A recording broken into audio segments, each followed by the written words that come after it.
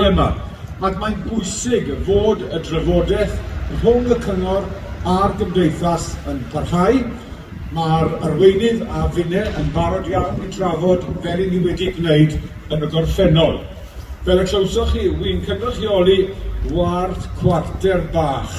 Nawr, i'r rhai ohonoch chi sydd ddim yn gwybod, mae ward cwarter bach yn nwyrain y sir Pentrefi, Brynhaen Ucha, Rhosaman, Cefen Bryn Brain ac Ystad Owen, ac ni'n ffinio a Thywys a Chastell Nedd Port Talbot. Ddeng mlynedd yn ôl, ro'n i'n ddigon hapus fy myd. Cwarter bach oedd y ward a'r canran ucha o siaradwyr Cymraeg yn y sir. Ond wedi dweud hynny, ro'n i'n gorfod derbyn fod y canran yn siom. Roedd e wedi cwympo o dan 70% am y tro cynta eriod. Gyda'r cyfrifiad diweddara, wel, mae'r canran wedi cwympo ymhellach.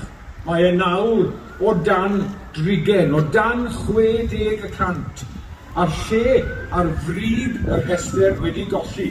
Rydyn ni'n ail i Bont y Berem. Siom aruthrol bersonol. Siom i bawb ohono ni. Yn lleol ag yn genedlaethol.